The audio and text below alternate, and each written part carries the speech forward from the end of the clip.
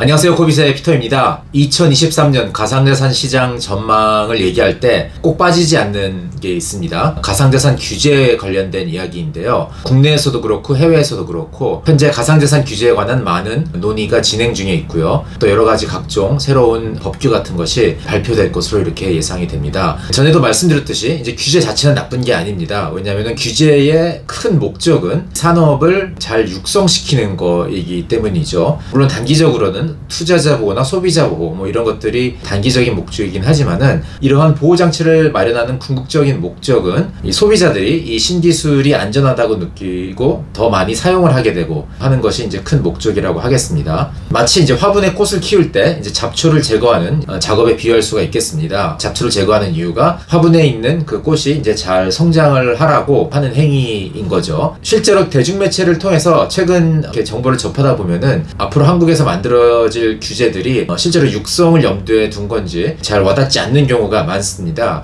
그래서 이제 기본적으로 대중들이 가상자산 산업이라는 게 왜 우리가 국가 차원에서라도 육성을 시켜야 되는 산업인지 알기 쉽게 이제 설명할 수 있는 방법이 없을까 하는 좀 고민을 많이 하던 끝에 최근에 제가 이제 유튜브에서 본 영상이 굉장히 도움이 될 것 같아서 여러분들께 공유를 드리고자 합니다. 바로 건축학과 교수님이신 유현준 교수님이 운영하고 있는 셜록 홈즈라는 이제 유튜브 채널에 올라온 영상입니다. 한 달 전쯤에 올라온 것 같은데, 유현준 교수님은 이제 TV에도 많이 나오시고 해가지고 뭐 아시는 분들은 잘 아실 거예요. 물론 건축학 교수님이시긴 하지만은 아주 해박한 인문학적 지식을 갖고 계셔서 유튜브 채널도 상당히 인기가 있는 채널이 되고 있습니다. 최근에 올라온 영상은 미국과 중국의 이 대립을 공간이라는 관점에서 분석을 한 영상입니다. 근데 이 영상이 굉장히 지금 인기가 있어요. 셜록 홈즈 채널 상에서도 지금 두 번째로 가장 조회수가 많은 한 200만 명 이상의 조회수를 기록을 하고 있는 영상입니다. 여러분들도 이미 아직까지 보지 않으셨다면 기회가 될 때 한번 영상을 참고해 주는 것도 좋을 것 같습니다.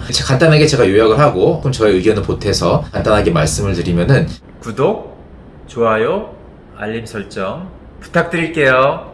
일단 이 영상이 도대체 이 중국과 미국의 대립 구도를 설명하는 영상이 가상자산랑 무슨 상관이 있겠느냐 뭐 이렇게 생각하실 수가 있겠는데, 이 내용을 가만히 보면은 이 중국과 미국의 대립 구도, 이제 궁극적으로는 공간의 확보, 공간에 대한 치열한 경쟁이라는 말씀을 하고 계시는데, 그 내용을 가만히 들여다보면 한국에도 분명히 적용이 되는 내용이라고 이렇게 얘기를 할 수가 있을 것 같습니다. 이제 이 내용을 보면은 각 국가들이 권력 다툼을 할 때 이제 결국에는 이게 공간 확보의 싸움인데, 과거에는 이제 공간 확보라는 게 쉽게 얘기하면 영토 싸움이었던 거죠. 땅 따먹기였던 건데, 최근에 들어와서는 공간의 확보라는 그 개념이 인터넷과 우주가 이제 포함이 된 거라고 이렇게 얘기를 하고 계십니다. 영토 싸움에 있어서는 어느 정도 선이 거의 다 그어진 거죠, 전 세계에. 근데 이제 인터넷이나 우주는 상대적으로 이제 최근에 부각이 되기 시작한 새로운 공간 확보 대상인 거고요. 그렇기 때문에 아직도 이렇게 확실하게 선이 그어지지 않았기 때문에 앞으로 어떤 그런 치열한 경쟁이 생길 수 있는 그런 공간이라고 이렇게 얘기할 수가 있겠습니다. 지리적인 공간의 확보, 그 다음에 인터넷에서의 공간의 확보, 그리고 우주 공간의 확보, 이렇게 세 가지로 나눠서 이제 유 교수님께서 굉장히 아주 조리 있게 잘 설명을 해주시고 계시는데, 교수님의 영상의 결론부터 말씀을 드리면 전체적으로 봤을 때는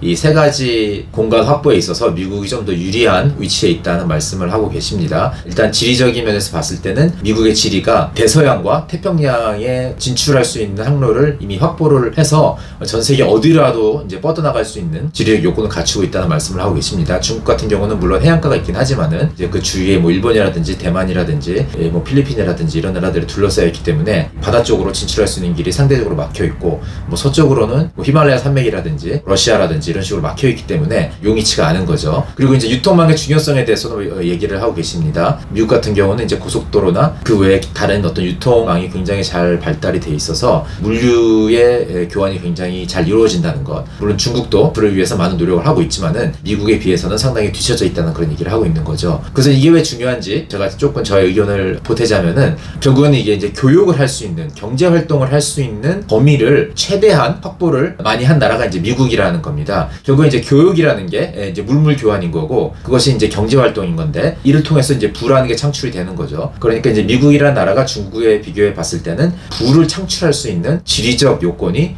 훨씬 더 우수하다, 이제 이렇게 우리가 이야기를 해석을 할 수가 있겠습니다. 두 번째로 이제 인터넷 인터넷을 말씀을 하시는데, 사실 이제 가상자산 관점에서는 이제 인터넷의 공간 확보라는 게 굉장히 중요하게 되는 거죠. 인터넷이라는 거는 정보가 자유롭게 유통될 수 있는 그런 망인 겁니다. 그래서 현대사회에서는 정보가 마찰 없이, 중개인 없이 자유롭게 유통된다는 게 굉장히 중요한 거고, 그렇기 때문에 예를 들어서 인터넷의 중요성을 깨달았던 그런 정부들은 많은 투자를 했었던 거죠. 그 중에 하나가 이제 대한민국인 거고요. 90년대 말에 브로드밴드를 상대적으로 빨리 깔아서 인터넷을 보급을 시킴으로 인해서 이 인터넷이라는 공간을 잘 사용하고 확보를 하는데 선두주자적인 역할을 했던 거죠. 근데 이제 중국 같은 경우는 상당히 이게 좀 제한적인 요소가 있습니다. 한 3가지 정도 이유가 있는데, 하나는 이 인터넷이라는 공간을 열심히 검열을 하고 있습니다. 중국은 이제 정치적인 이유에 의해서 어떤 그런 정보가 너무 자유롭게 유통이 되다 보면은 지금 그 중국의 일당 독재 체제에 상당히 뭐 위협이 될 수 있다고 아마 생각을 해서일 것 같은데, 그래서 정보를 많이 막고 있죠. 뭐 유튜브도 사용할 수가 없고, 페이스북이나 구글이나 뭐 기타 여러 가지 해외에 있는 인터넷 대형 업체들의 웹사이트를 검열을 하고 있습니다. 그래서 어떻게 보면 이게 인터넷이라는 공간이 21세기의 신대륙과 같은 그런 존재인 건데, 신대륙에 진출할 수 있는 기회를 제한을 두고 있다라고 이제 말씀을 하고 계십니다. 두 번째로는 인터넷상에 존재하는 그 정보, 유통되고 있는 정보라는 게 60% 정도가 전부 다 영어로 되어 있다고 합니다. 두 번째가 러시아어로 한 5% 정도이고요. 그 다음에 이제 스페인어가 한 4% 정도이고, 뭐 그런 수로 쭉 가는데, 중국은 이제 1.8%밖에 안 된다고 합니다. 이제 중국의 인구가 10억이 넘는 거에 비하면은 너무나 이제 초라한 존재감인 거죠. 참고로 한국은 이제 0.6% 정도라고 합니다. 그러니까 한국도 존재감은 굉장히 약한 편이긴 한데, 어쨌든 이런 상황이고요. 근데 이제 여기에는 검열이나 뭐 이런 거 외에도 한 가지 큰 요인으로 작용을 하고 있는 것이 이제 문자체계라는 말씀을 하고 계십니다. 문자체계라는 게 크게는 이제 표의 문자와 표문자 이렇게 나눠지는데, 표의 문자는 이제 문자 하나하나가 어떤 뜻을 갖고 있다는 거죠. 그래서 표문자는 문자 하나하나가 뜻을 갖고 있는 것이 아니라 소리를 표기하는 그런 문자라는 뜻입니다. 그래서 표문자의 장점은 많은 문자를 습득하지 않아도 다양한 아이디어를 글에 담을 수 있다는 장점이 있는 거고요. 표의 문자는 다양한 개념을 담기 위해서는 그만큼 또 다양한 많은 문자가 필요하다는 이제 그런 얘기이기 때문에 많은 사람들한테 널리 보급하기에는 상당히 이제 불리한 그런 문자 체계라고 할 수 있겠습니다. 그래서 이러한 어떤 문자 체계의 비효율성이 중국이 인터넷 공간을 확보하는데 상당히 제한적인 요소로 작용하고 있다는 이제 그런 결론을 내리고 계십니다. 그다음에 마지막으로 이제 우주 공간의 확보에 대해서 얘기를 하고 있고요. 우주 공간을 확보하기 위해서 중국과 미국 이제 뭐 양나라 모두 많은 노력을 하고 있는데, 접근 방식도 상당히 차이가 있는 것 같아요. 미국 같은 경우에는 물론 처음에는 이제 정부 주도로 했었지만은 최근 들어서는 민간 기업 주도로 스페이스X 같은 이제 그런 회사들이 이제 참여를 하면서 민간 기업 주도로 이루어지고 있는 거죠. 근데 이제 우주 공간의 확보는 치열하게 경쟁이 있기는 하지만은 이 분야에서 결정적인 어떤 혜택 같은 게 나오기까지는 조금 이제 시간이 걸릴 거라고 결론을 내릴 수가 있을 것 같아요. 왜냐면은 이 우주 공간을 확보하기 위해서 필요한 비용, 특히 이제 에너지 비용이 굉장히 엄청나게 크기 때문에 그런 면에 있어서 혁신이나 이런 게 상당히 뭐 빨리 이루어질 것 같지는 않고, 그렇지만 이 분야에서는 아무래도 민간 기업이 민간적으로 자본을 사용을 해가지고 열심히 새로운 혁신을 만들어내려 하고 있는 미국이 조금 우월한 위치에 있지 않나 이렇게 생각을 합니다. 이제 이러한 내용을 유 교수님께서 아주 잘 설명을 해주셨는데, 가상자산이란 게 무슨 상관이 있느냐, 인터넷 부분, 인터넷 공간을 확보한다는 부분에서 가상자산이 굉장히 중요한 의미를 가진다고 생각을 합니다. 왜냐면 이제 한국 입장에서 3가지 요인들, 지리적인 공간 확보, 그 다음에 인터넷의 공간 확보, 그리고 우주에서의 공간 확보를 생각을 해봤을 때, 한국 입장에서는 첫 번째와 세 번째 지리적 공간 확보와 우주 공간 확보에서 뚜렷한 성과를 내기는 굉장히 어려울 것 같아요. 특히 단시간에 성과를 내기는 어려울 것 같습니다. 만약 지리적인 확보라고 하면은 한국 같은 경우는 이제 북한과의 통일을 한번 생각해 볼 수가 있을 텐데, 더 희망 회로를 돌린다면은 옛날 말로 이제 만주 지역에 지금 거주하고 있는 중국에 있는 한국인 동포들, 소위 조선족이라고 얘기하는 분들이 계시는데, 이런 분들까지도 우리가 공간 확보에 사용을 할 수 있다, 이렇게 한번 희망 회로를 돌려서 생각을 해본다 하더라도 엄청난 비용이 많이 든다는 점이죠. 물론 경제적 비용도 얘기할 수도 있겠지만은 군사적 비용일 수도 있는 거고요. 단기적으로는 뭔가 큰 성과를 이루기는 굉장히 어려운 공간 확보 전략이라고 얘기할 수가 있겠습니다. 세 번째 우주 공간 확보도 말씀드렸듯이 엄청난 비용이 들고, 한국뿐만이 아니라 미국이나 중국도 굉장히 챌린징한 부분이기 때문에 단기적으로 성과를 내기는 굉장히 어려울 것 같고요. 그런데 이제 두 번째 말씀드린 인터넷 공간의 확보라는 측면은 한국이 굉장히 유리한 입장에 있다고 이렇게 생각이 됩니다. 일단 아까 말씀드렸듯이 문자체계, 한글이 굉장히 우수하죠. 이거는 뭐 제가 따로 말씀드리지 않아도 여러분들 다양한 자료를 접해서 알 수 있으시겠지만은, 전문가들에 의하면은 전 세계에서 가장 사이언티픽한 그런 라이팅 시스템이다, 이런 말씀을 하고 계신 분들도 있습니다. 한국은 이제 굉장히 효율적인 문자 체계를 갖고 있는 거죠. 그 다음에 검열, 일부는 하고 있지만 한국이 중국만큼 심하게는 하고 있지는 않죠. 그래서 인터넷의 정보 유통에 관해서는 훨씬 더 중국 같은 데 비해서는 유리한 입장에 있는 거고요. 근데 마지막으로는 가상자산이라는 기술이 인류에게 제공하는 효용입니다. 그래서 이제 가상자산 기술이라는 분야에서 한국이 많이 진출을 할수록 인터넷 공간을 확보하는데 크게 도움이 될 거라는 거죠. 왜냐면은 가상자산 기술은 여태껏 디지털 세계에서 불가능했던 거를 가능하게 해주는 것.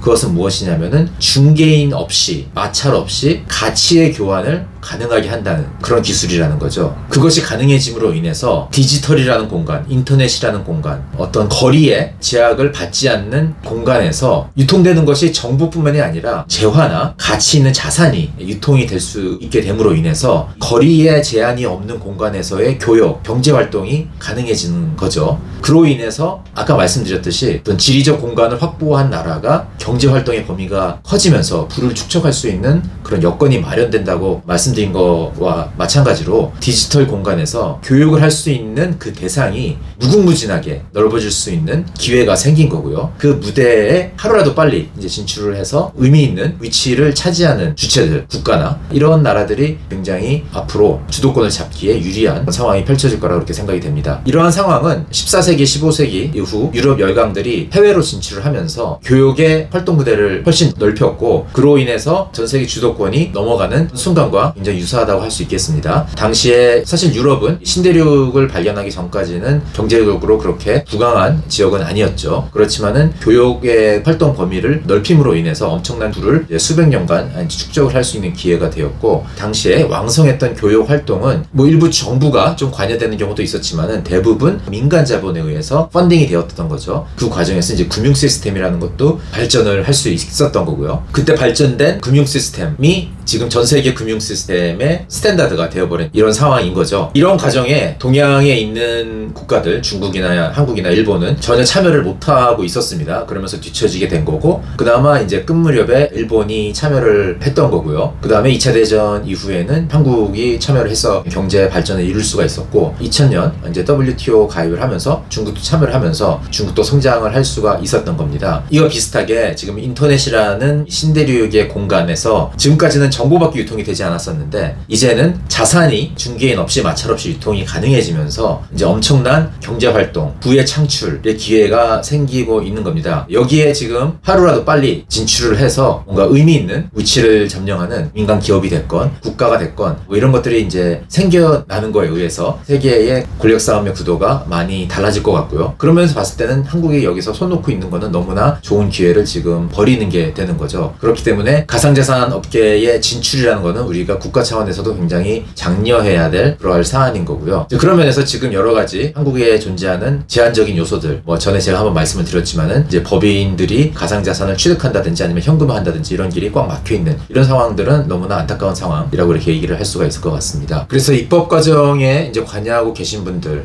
많은 교수님들이나 아니면 국회의원분들이나 아니면 행정기관에 있는 분들이나 궁극적인 목적은 가상자산 시장을 육성하는 것이 이제 궁극적인 가상자산 시장 규제의 목적이라는 거를 좀 염두에 두고서 좋은 규제를 위한 많은 의견이나 노력을 해주셨으면 하는 바람입니다. 오늘은 여기까지입니다. 바이바이.